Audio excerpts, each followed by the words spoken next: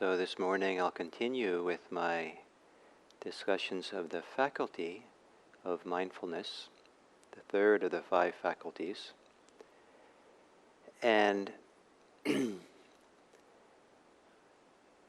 I feel some ways I could probably talk about mindfulness for a very long time. And at the same time, I don't quite know what mindfulness is. I've been doing it for 40 years. So I have a sense of the practice of it, but to narrow what mindfulness is down to a particular thing, I haven't really found that particularly useful. Though we'll get to, kind of as we go through these days, my kind of understanding of what the essence, even so, or the potential, full potential of mindfulness. And But as I said yesterday, I want to make a distinction between the faculty of mindfulness and the practice of mindfulness. And the distinction could be, for example, someone could tell you that they run, and that doesn't tell you much. Some human beings can run, and it's just a capacity to run, and they're running. That's nice. But if they tell you that they're training to run, if they're doing a training program for running, then you have an idea that it's not just running, and now it comes with strengthening and speed exercises and running in a particular way, a whole program that's involved with what it means to train. So in the same way, mindfulness training, mindfulness practice involves more than just mindfulness. But the training of mindfulness, the practice of mindfulness, its function is to strengthen mindfulness, to strengthen that capacity, the faculty of mindfulness, so it becomes strongly established. It used to be that the 4 foundations of mindfulness were called the 4 foundations of mindfulness. Now the tendency is to call them the 4 establishments of mindfulness, or my preference is to translate it as the 4 ways of establishing Sati. And so we have these practices that really kind of begin to establish and strengthen our capacity to be aware, to be attentive in a clear way in the present moment. And one of the key elements that helps with this establishment, that is sometimes equated with mindfulness itself, is recognition. The mind's capacity to comprehend what's happening, to know what's happening. So if I'm breathing, I can know I'm breathing. Now I can go through much of the day and not really pay attention to my breath, and I'm breathing, but I won't really clearly know, oh, that is breathing going on. I could hear a sound and I can just kind of know it in passing and hardly pay any attention to it. Or I could know, oh, that's a sound. And I could really know it as a sound. I could recognize it. I can clearly comprehend that that's traffic sound or something. And so this ability to clearly recognize what something is. And then there's 2 words and related to, or 2 ways, slightly different ways that this is said by the Buddha. One is sampajana, Pali word, which usually I like to translate as clear comprehension. And then there's pajanati, which is to know. And those 2 are kind of the key elements of the practice of mindfulness.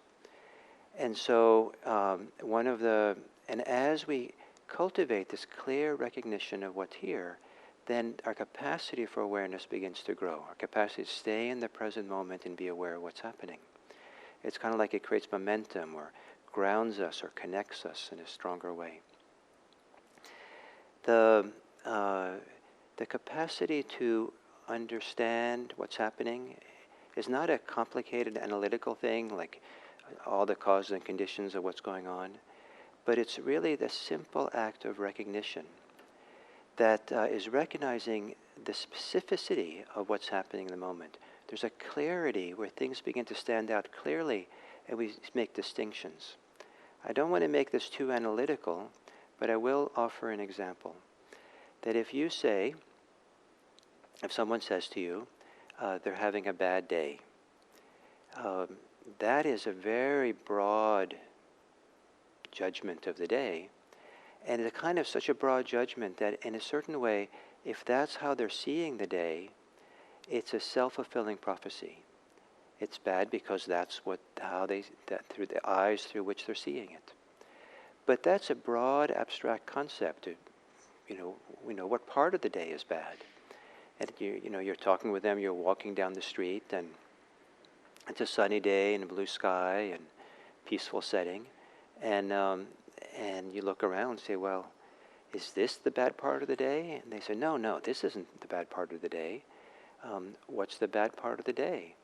Oh, the bad part of the day is that I'm having a lot of trouble with my boss at work.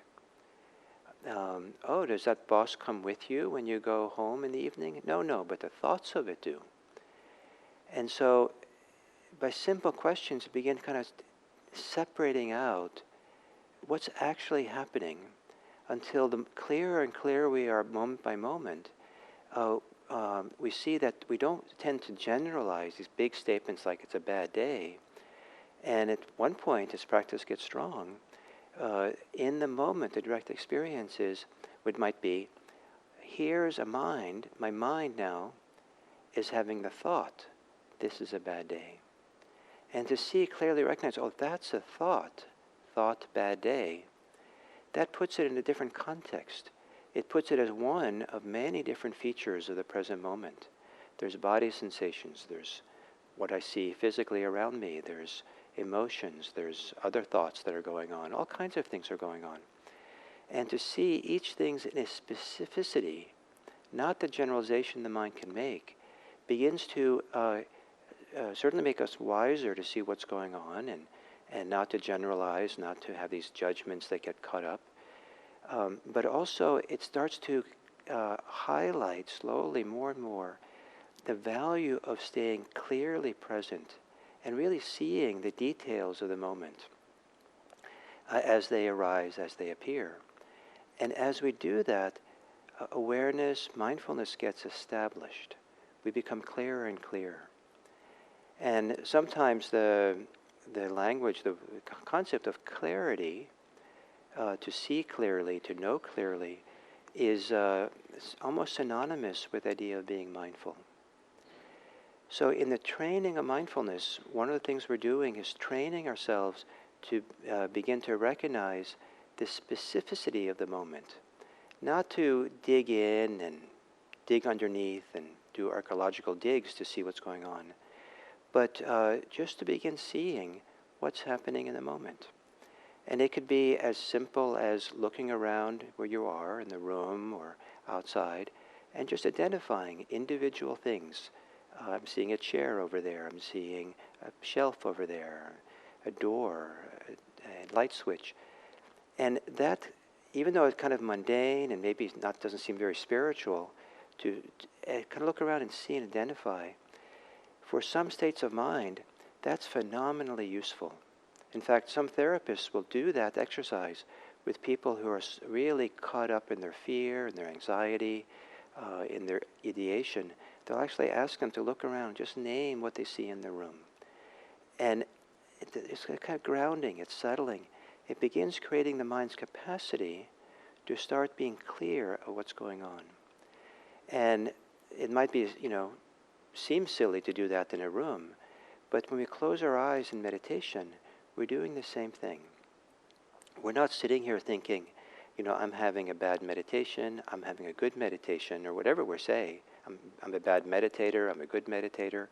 These generalizations actually keep us removed from direct experience and interfere with our ability to establish mindfulness, establish awareness of the present moment. But if we can start recognizing the little bit that, the details of the moment in a relaxed, open way and not searching or striving so much, but just noting the simplicity of the in-breath and the out-breath. Instead of saying, oh, I'm having a bad breath, I'm breathing in a bad way, that's abstract. But the inhalation is like this. The exhalation is like this. The weight of my bottom against my cushion is like this. The sound of the traffic is like this. And so one of the ways this is done, that is optional, but is a long tradition of doing this, is using mental notes, little labels. And this is a beautiful art to learn. It takes a while to learn it. It's awkward at first. Some people protest too quickly and say it just makes their mind busy. But it's kind of like riding a bicycle that, at first it's wobbly and you fall off and it's awkward, it takes a lot of energy. But once you learn to ride the bike, it goes really smooth. And then you lift your hands off the handlebar and look, I can bike without even holding the handlebar. So the same thing, if we give ourselves time to learn the art of mental noting and know how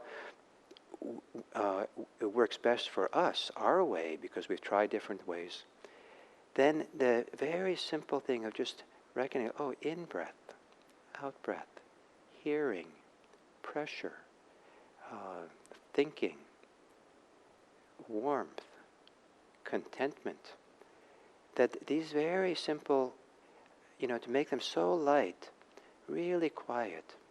One way that I like to do my mental noting, I don't always do it, but sometimes I find it phenomenally helpful, very useful, and I kind of love doing it. To make it really a light touch, I will imagine I'm doing the mental noting. And if I imagine I'm doing it rather than doing it in the mind's whisper in the mind, then it's almost like there's almost no energy involved in using the mental note. It's kind of like it floats through like a vision or something. And but it keeps me connected. So we don't have to use mental noting, we don't have to do this, but it's a way of kind of getting a hang of the clarity, the specificity, to really connect to what's the direct experience as opposed to the abstract concepts of the experience. And as practice settles down, we are, it's a natural thing as the mind becomes clearer and clearer to begin seeing more and more details of phenomena. It's kind of like, you've had a really good nap, you wake up in the afternoon, you're very clear, and everything seems kind of clear and precise and pristine because of the state of the mind. So as we can kind of cultivate this ability to clearly recognize the moment, this, then awareness grows, mindfulness grows. The ability to stay clear moment by moment becomes stronger and stronger. So recognition is, some people see it as the same as mindfulness. I'm treating it as a little bit different than mindfulness, but it's a partner to mindfulness. It's an integral part of mindfulness training, and it's an important part of this whole faculty of mindfulness that we're growing and developing.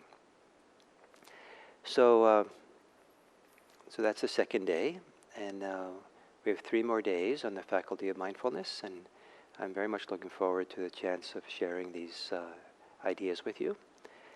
And so I want to thank you, and I hope that you're well. I see someone says transmission was intermittent throughout. I've been told that YouTube and the internet is just packed these days with everyone home and doing videoing, video conferencing, watching movies. So the system is quite burdened, and so that's maybe why in your neighborhood that it's maybe intermittent. I don't know. But what you can try to do is reduce the resolution in which your YouTube videos are coming in.